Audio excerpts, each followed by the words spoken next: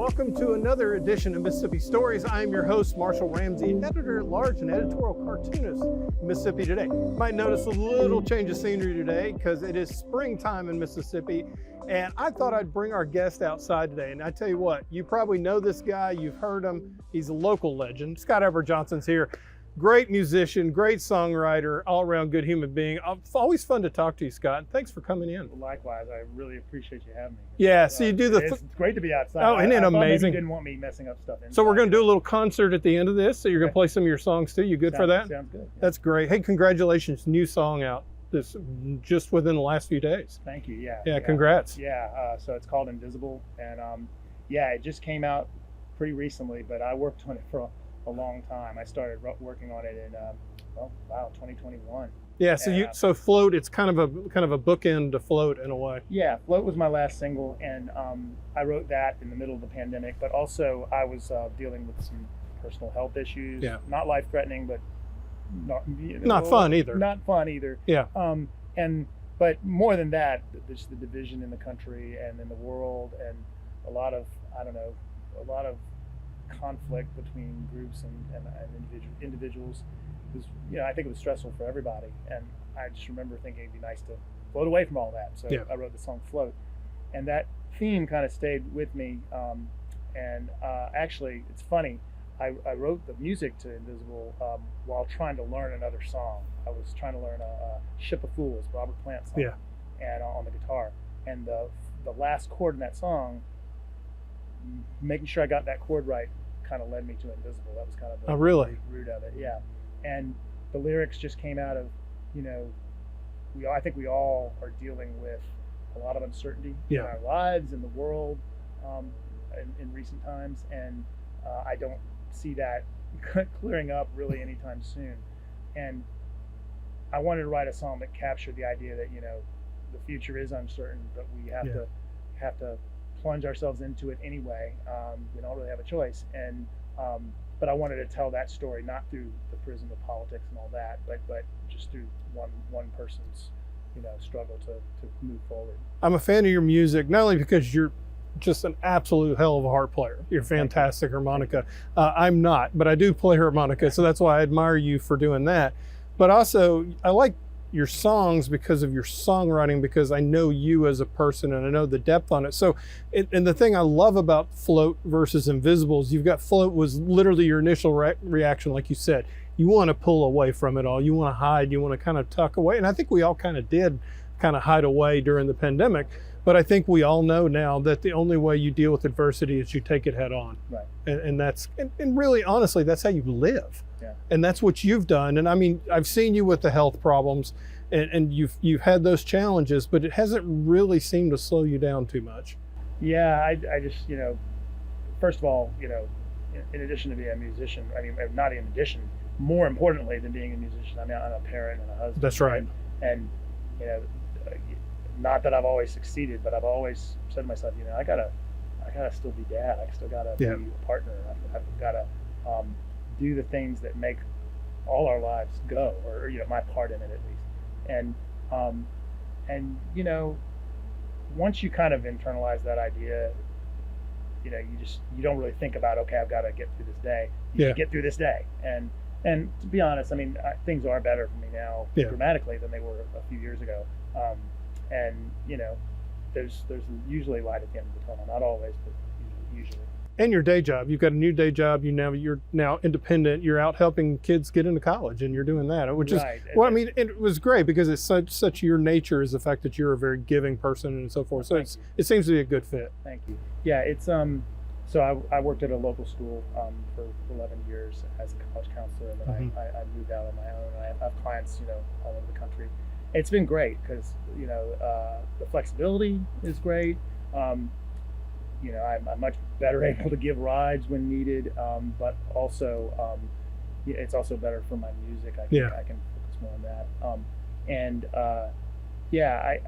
There is something to be said for kind of, to some extent at least, sort of driving your own destiny. That's right. That's right. And you and I both, I guess, are cursed and blessed with the dream thing. You know, I mean, Yeah. yours with music, mine with art, and what I do and what you do. And it's hard to explain that to people that are used to the 9-to-5 world. Yeah. But, you know, it's like, oh, no, this is kind of what defines me. But at the end of the day, your dream doesn't hold your hand when you're dying. So you know, you need to make sure you pour it back into the family. You have a great family. Yeah, I do. Yeah. I'm very blessed. My wife is amazing. My kids are just, you know, they keep me on my toes, but they're awesome. Our extended family, my dad's still around. He helps us out a lot. My wife's family does too.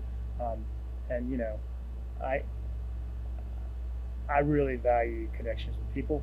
Always have.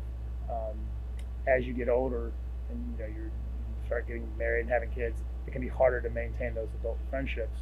But one of the nice things about having my own, you know, doing my work on my own now is that I have more flexibility, and I have started reaching out more to friends and trying to, you know, I just think it's an important part of life, but sometimes it's really hard to maintain. You moved to Mississippi at 10. What brought your family here? So Broken down car, crashed airplane. What did it? Wrong turn at Albuquerque. Yeah, exactly. So my parents are from Hattiesburg. Okay. But my parents moved to St. Louis in the mid '60s. My dad had a job there. And so that's where I was born. Okay. And I lived there mostly there until I was 9. So we moved here when I was in the 5th grade, the summer before 5th grade in 1980. Then I was gone for 15 years and came back when I was 33, and I'm 54 now. So I've been back a little while. But all this to say, I'm a little schizophrenic because part of me is still very much northern. Yeah. And then other parts of me are southern. You know, I like going into a grocery store and having the receptionist say ask me how I'm doing. Yeah, how's your mama kind of thing, you know. Yeah. You know, so people always ask me, like, you know, why don't you move here? Why don't you move there? I mean, I turned down a job in Tulsa, Oklahoma, nice town, but you know, there's just something about, like I said, getting to know somebody like you, the artist community, the writers community. You know, if you write a book, you can send it to an author that's been #1 on New York Times and have them read. Right. There's just something about our, and it's like everybody seems to get along. That's what's so weird about it. Yeah. There's no professional real jealousies or anything. I definitely feel like if there is, it's very much reduced compared to a lot of other places. In terms of the musical community, I mean, except for Chalmers. Yeah, Chalmers Davis, my keyboard player, who has played with everybody. Yeah, I mean, he's like, you turn on the old episodes of The Tonight Show or whatever, and there he is. You know, he was in Little Richard's band for 24 years. He was a Muscle Shoals session guy. Yeah, one of my best friends for sure. You know, and I met him about 2009, 2010. He came to one of my gigs. He was recovering from some medical issues of his own, a real bad car accident, and started playing with me at band gigs, and then we started working as a duo in 2011. And I keep coming back to this when I talk about music, my own career, and my own, I guess, art, whatever you want to call it. And you know, the pressures of trying to make it and all that. At the end of the day, it's supposed to be fun. That's right. I mean, it's supposed to be enriching and it'd be a creative, what do you want to call it, a catharsis, or just the gift of being able to reflect on things that are important to us through that medium. The fact that I'm able to do that at all, even if it was just in my bedroom, I'd be grateful for that. And you know, but I've played somewhere between 2,500 and 3,000 shows in the last 20-something years. Yeah, and you know, I'm just so grateful I get to keep doing it. Yeah. Yeah. Who is a local musician, artist, writer, whoever that you feel like has influenced you or helped you the most? Oh, that's interesting. Chalmers would definitely be one. Yeah, no, for sure. You know, just his stories of you know, being on the road or in the studio and just the professionalism. But gosh, they're I mean, I wouldn't even know where to start. I mean, I'm a big fan of Eric Strassner, local singer-songwriter. I think he writes really beautiful little vignettes, and he's very self-deprecating at it. I think he's a very good acoustic guitar player too. Barry Leach, a very well-known guitar player here. The Vamps, and Jesse Robinson, you know, who was B.B. King's favorite guitar player. Yeah. I had the good fortune to join his band back in 2003. Within a week of getting back to Mississippi, and played in his band for 2 years, and we're still friends. I don't get to see him as much as I'd like. Sherman Lee Dillon, you know, and they're just a lot of fabulous musicians. A lot of great female musicians too. I mean, Maya Kyles who is just one of the best drummers I've ever heard, but also can really sing and play guitar. I didn't even know that until long after I first got to know her. You know, the talent level here is pretty intense, and that's just talking about music. I mean, if you start getting into writers and visual artists, and I'm friends with a lot of those people too. I hate to say this, but we're coming down on one last question because frankly, I want you to play. I want you to play some music. So I don't want to talk too much, but you and I could literally talk about 3 hours about creativity. Yeah, sure. I really admire your process because it's very similar to mine. That said, and you know, we've been through the pandemic. We've both been through health issues. We turn on the news now and it's easy to pucker and get into the fetal position. But in a way, and I know for me, creativity is literally a lifeboat that kind of gets me through things. And just hearing your music and the songs you're going to sing, I think people will understand that that's obviously very important for you too. Yeah, I mean, it's catharsis, it's therapy, it's, you know, over the last several years, we combine, you know, personal issues that both you and I have gone through medically, but also just everything's been going on in the world and, you know, feeling like we're going inexorably toward this, something that we don't want. Music, you know, it's the thing I care about the most other than my family. And just being able to use the things I know how to do, you know, whether it's, you know, play a little guitar, play harmonica, sing, write, perform, record. I mean, you know, it's as much for me as it is for the people I make it for. I mean, it's if not more so. I mean, I you know, it's essential to me. And you know, I was a big Tom. Well, I still am a big Tom Petty fan. Yeah. Rest in peace. And he said something that, you know, when you write a song, when you write a really good song, especially, it's like you didn't do it. It's more like you tuned into this cosmic frequency and caught it. And I know he was speaking in metaphors, but I've had that experience, and you know, I can look back on it and think, you know, all that time during the pandemic, that's when I was really throwing myself into playing the guitar and started, you know, got out of a writing drought. And you know, if that's a silver lining from what was obviously a horrible thing, you know, I'll take it. I know. So I counted up. I did over 700 pieces of art the first year of the pandemic. Wow. That means that's insane. That is amazing. That is over caffeinated right there. Way more prolific than I am. Well, no, that was, but it was out of fear. You know, you're wired on that. But I agree with Tom Petty on that. I think, and I always joke about the God moments. You know, we had that with the Barbara Bush cartoon, the one that probably most people know, but it was literally like the image just flashed in my head and I drew it. You know, and those are usually the best ones. The same way with music too. Yeah. You hear that thing and you're just like, I got to capture this. Yeah. Well, and you know, I got to say this, like, although my medical issues were not life-threatening, or they turned out not to be. They weren't fun either. They weren't fun. No. But, you know, it does make you think about your life and the fact that, you know, we're as one of my favorite bands, Rush, sang in a song, we're only immortal for a limited time. That's right. Or as Kansas would say, we're dust in the wind. You know, dust in the wind. That's right. Yeah. That's right. And, you know, so you want to make it count. And obviously it's hard to do that every single day, but I try every single day to at least make an effort in that direction. That's right. And I think at the end of the day, art, it helps me and it probably helps you too. And it helps us all get a little bit closer to just being in the moment. Absolutely. But I always think the ultimate gift for you has to be, you know, you put your heart into a song, you sing it, and then somebody comes up to you saying, hey man, that was the way Float was, you know, it kind of caught on during that time. It really helped a lot of people. So a really good friend of mine who was my 7th grade humanities teacher here in Jackson at St. Andrews. Yeah. He lives in San Antonio now. He's retired. He's a writer. He was a psychotherapist for many years. He was attending a memorial for a mutual friend of ours, who was another one of my teachers. And he was driving back, and as he was nearing San Antonio, his favorite radio station, they played Float, my song. Yeah. Wow. And he said, you know, not only just the fact that, because we've reconnected, we're pretty close. He said it was partly, you know, it was great to hear your music, but also the timing of it, because of what he was coming back from, and you know, the sort of the pain of, you know, saying goodbye to an old friend. Yeah. They went to high school together, and that really made me feel both extremely gratified that I was able to make that connection through the airwaves, but also it just makes you wonder who's pulling the strings up there, because that was a really beautiful moment for both of us. Well, it sounds like really, honestly, that the true prescription for healing is to help other people and to help them heal. And you do that with your art. Oh, thank you. Yeah, appreciate it was that. good stuff. So Thank you. I tell you what, we've probably talked long enough. Although, like I said, I could do this for 2 or 3 hours. We can reconvene over lunch. So today. but now it's time for you. I know we're going to show scars, like in the movie. I think the Lethal Weapon movie where they do that. But the point is, at this point, I want to hear you sing. Okay. So how's that sound? That sounds good to me. Thank you so much. Good for deal.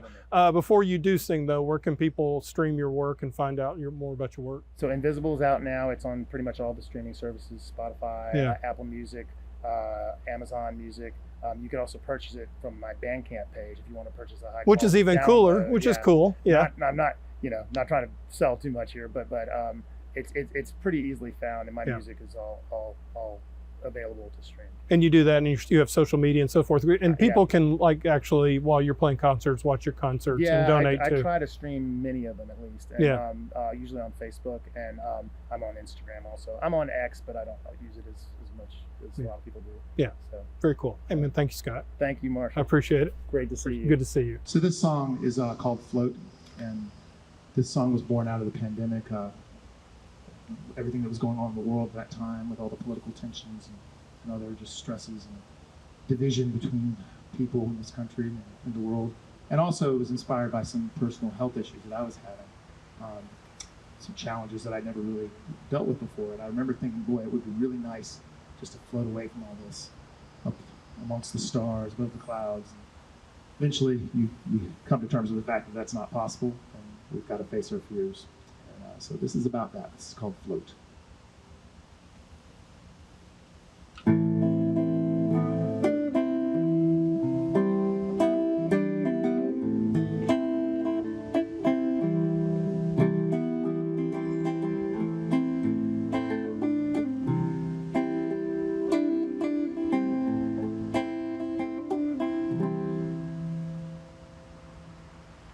Stranger times I have not seen.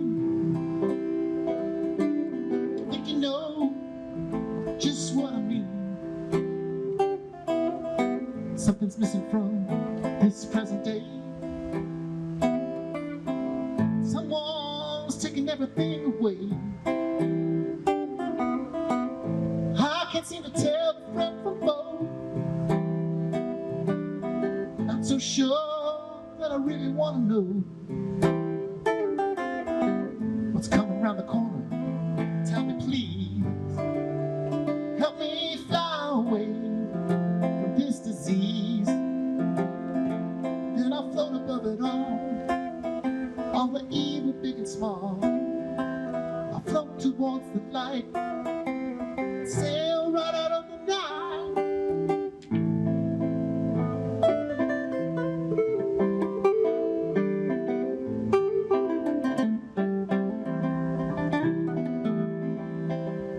Now here I am, a million miles away. How I got here, I couldn't say. No fear, no hate, no throttle my affection. No plague to give my soul infection. No lies to tell me what is real. No conspiracies to teach me what to feel. No one here to make me give a damn. Nobody to remind me who I am. But you can float up here with me across infinity, and we'll rise above the sadness. We'll escape from all the madness.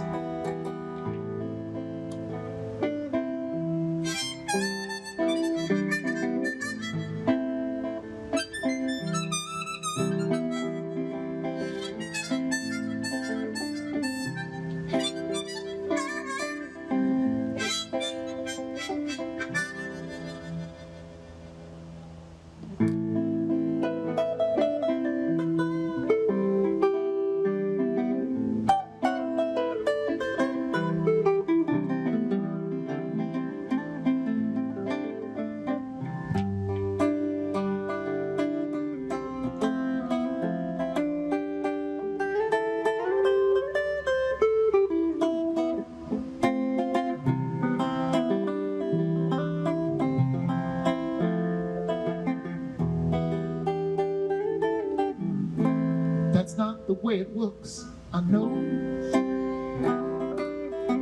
Disappear is not the way to go.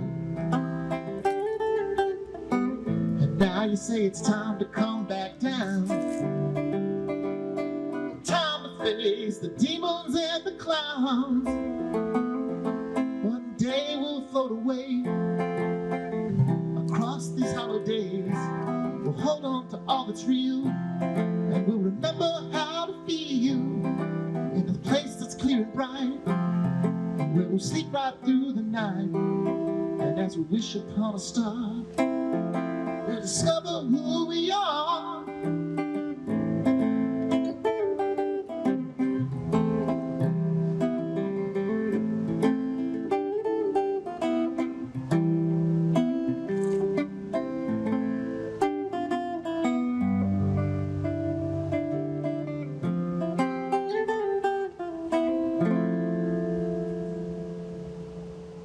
So this song is from my first record, which was called Umbrella Man. It came out in 2007. This is a fictional song about the proverbial one that got away. And I guess I want to say that because the one that matters is the one that I did get, and that's my wife. But this is about somebody looking back on a relationship and kind of wondering what went wrong. This is called Turn Out Fine.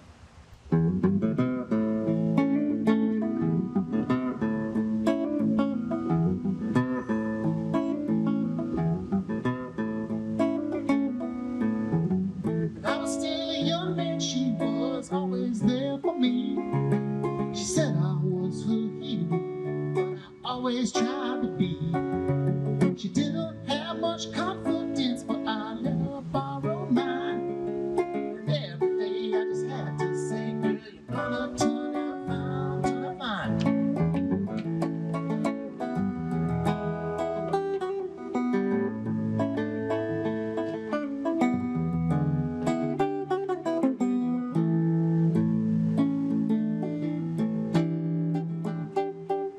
Time went by and one day I was lying in my bed. She came to me with a sad look, and then she softly said, you're not the man I used to know. And I guess that was a sign that if she stayed just one more day, things wouldn't turn out fine, turn out fine.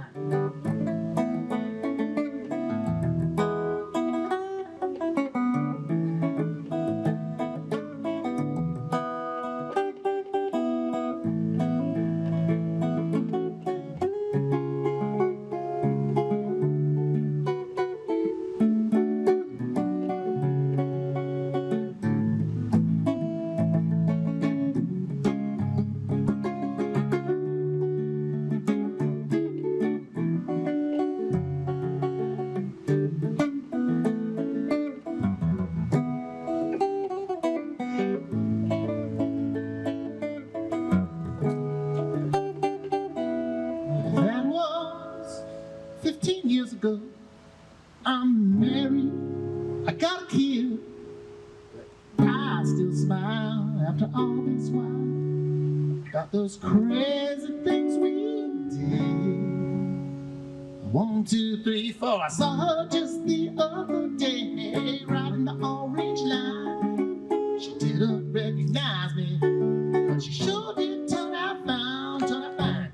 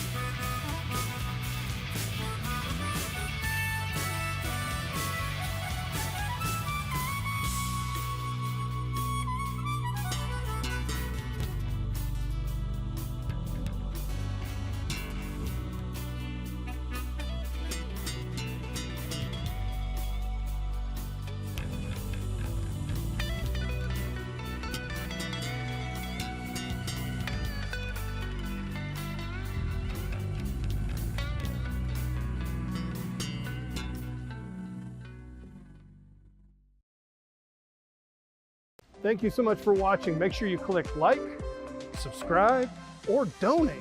And to see other episodes of Mississippi Stories, go to MississippiToday.org, and you can see some okay cartoons as well.